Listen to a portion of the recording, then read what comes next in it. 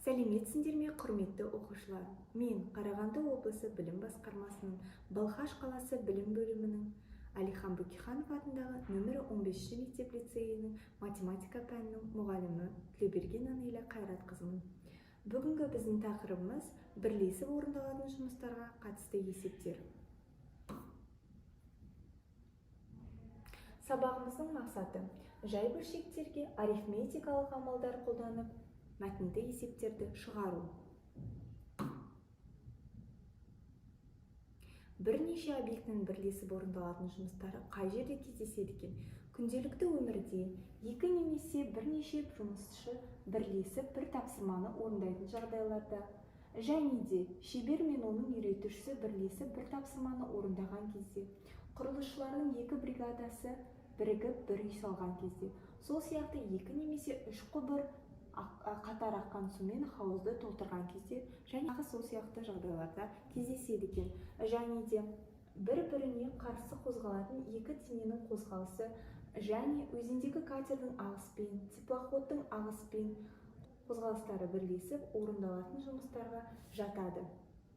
Яғни мұндай жағдайларда хауыздың көлемі, жұмыс мөлшері, қашықтық және тағы сол сияқты шамалар бір деген бірлік ретінде алынады екен.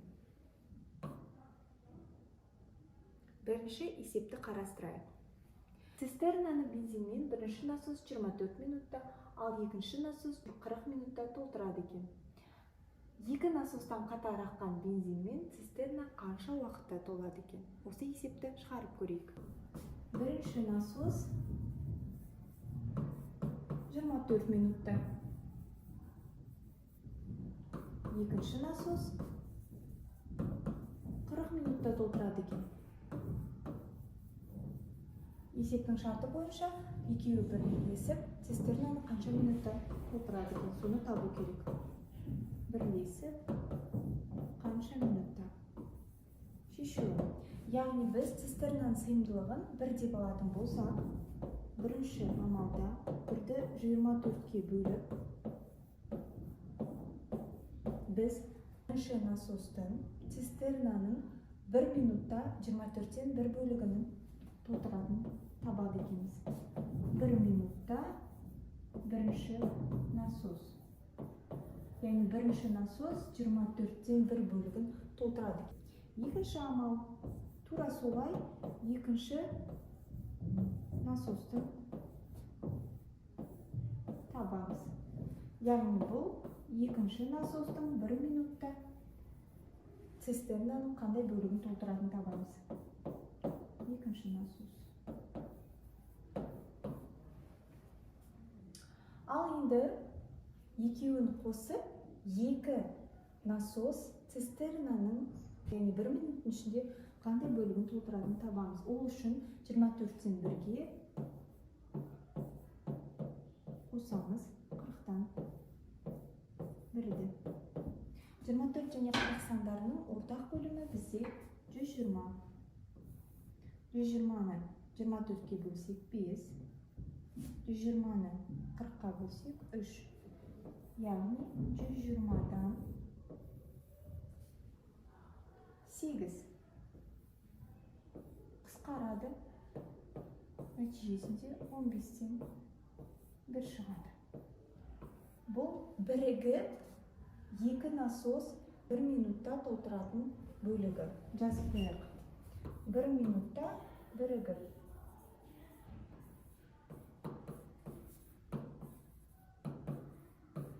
Ал енді төртінші амал сыйымдылықты бастапқыда 1 деп алған 15-тен 1-ге бөлеміз. Сонда нәтижесінде 1-ден 15, ол 15. Яғни 15 минут. 15 минут дегеніміз ол екі насос цистернаны 15 минутта толтырады екен. Жауабы 15 минут.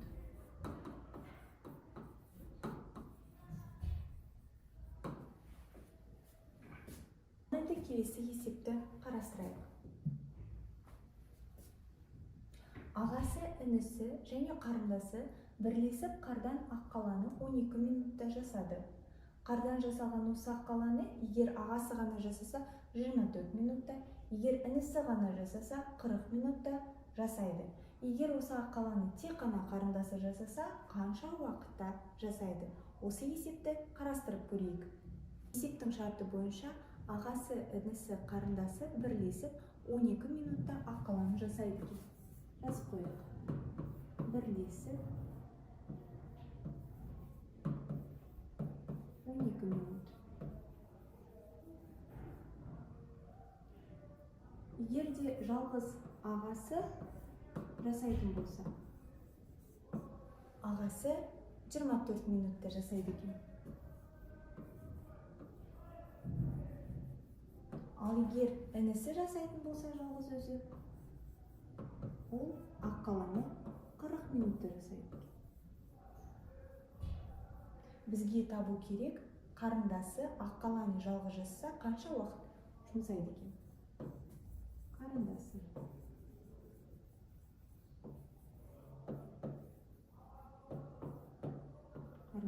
қанша минутта жасайды екен? Ал енді осы есепті шығарайық.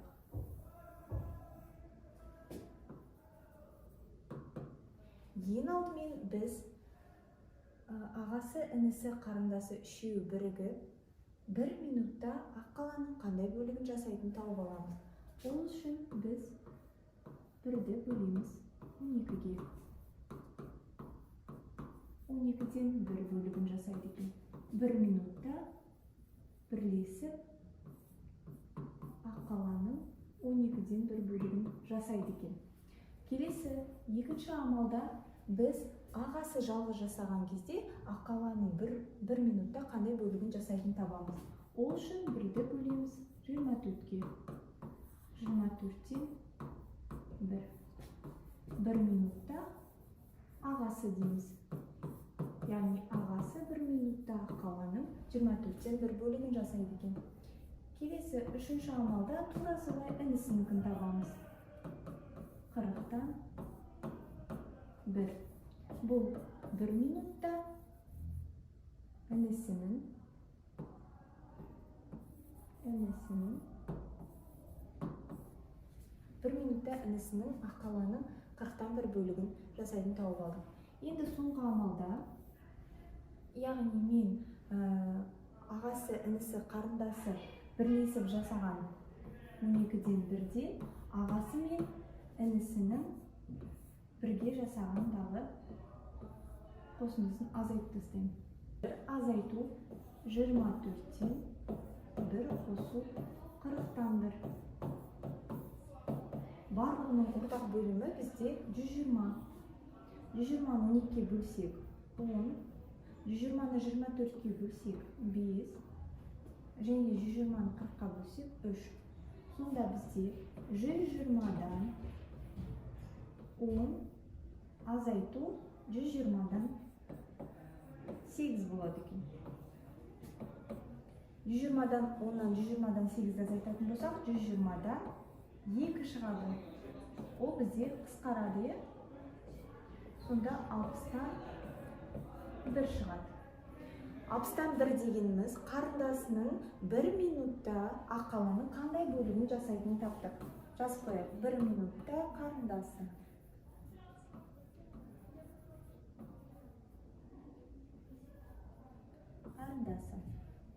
Ал енді қарындасы неше минутта аяқтайтын табу үшін біз 1-ді бөлеміз 60-тан 1-ге.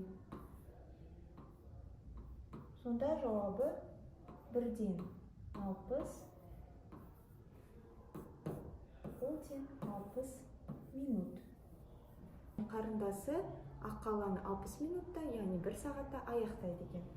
Жауабы жазып қойыңыздар. 60 минут. Енді келесі есепті қарастырайық. Коттеджді құрылысшылардың 1-ші және 2-ші бригадасы 12 айда, 2-ші және 3-ші бригадасы 10 айда, ал 1-ші және 3-ші бригадасы 15 айда салып бітіреді екен. Құрылысшылардың 3 бригадасы бірлесе жұмыс істеп коттеджді неше айда салып бітіреді.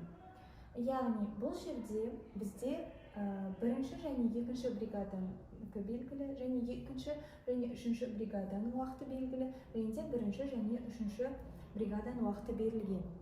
Енді біздің сұрап отырғанымыз, яғни бірінші, екінші, үшінші бригада бірігетін болса, ол қанша уақытта үйді салып бітіреді екен. Ал енді осы есепті қарастырып көрейік.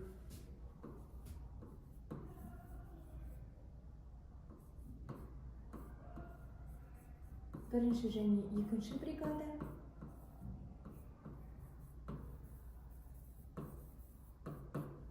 бізде 12 айда аяқтайды екен.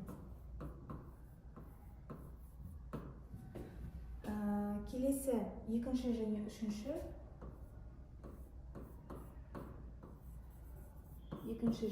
үшінші бригада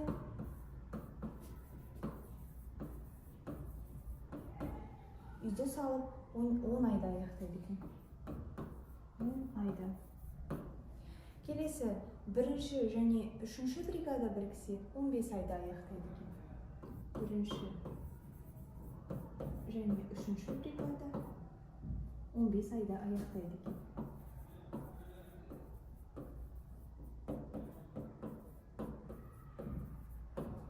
Енді бізге табу керек, бірінші, екінші, үшінші бригада бірлесіп, қанша айда аяқтайды екен. Бірінші, екінші және үшінші бригада қанша уақытта аяқтайды екен.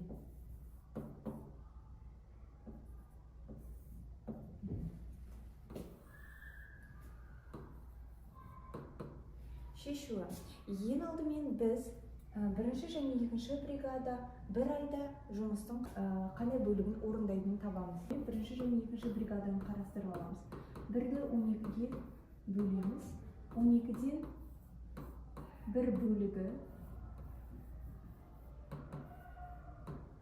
12-ден бір бөлігі бірінші және екінші бригада бір айда аяқтайды екен.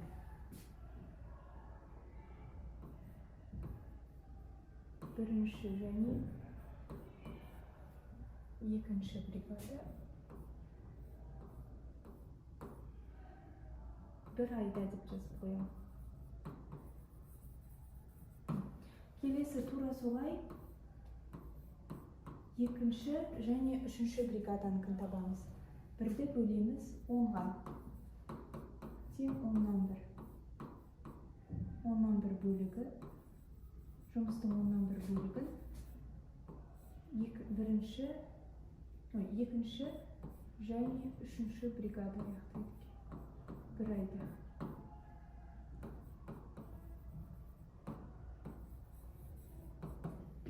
Келесі тура солай бірінші және үшінші бригаданы табамыз. 1-ді бөлеміз 15-ге.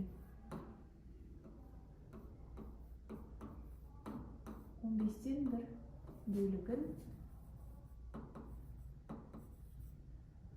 бірінші және үшінші бригада.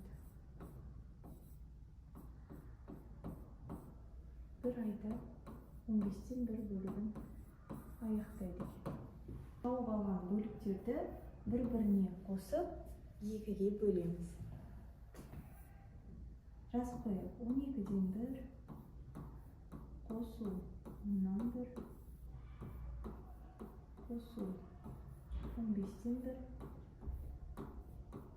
бөлу 2. 12, 10, 15-тің ортақ бөлімі бізде 60. 60-ты 12-ге бөлеміз 5, 60-ты 10-ға бөлеміз 6, 60-ты 15-ге бөлеміз 4. Сонда бізде болады 60-тан 15 бөлу 2. 60-тан 15 қысқарады. 4-тен 1 болады. 4-тен 1-ді бөлген кезде керіс санға көбейтеміз. Көбейту 2-ден 1 деп жазамын. Сонда жауабы 8-ден 1 болады екен. Яғни бұл тапқанымыз бірінші, екінші, үшінші бригада бір айда үйдің 8-ден 1 бөлігін салады екен. Енді 5-ші амал 1-ді бөлеміз бірге. Яғни 1-ден 8. Бұл жауабы 8. Яғни бірінші, екінші, үшінші бригада бірлесіп, толығымен 8 айда аяқтап салады екен. Бүгін біз сіздермен қарастырған тақырып бірлесіп орындалатын жұмыстарға арналған есептер. Сіздермен болған мен, Тілеуберген Анеля Қайратқызы. Назарларыңызға рахмет.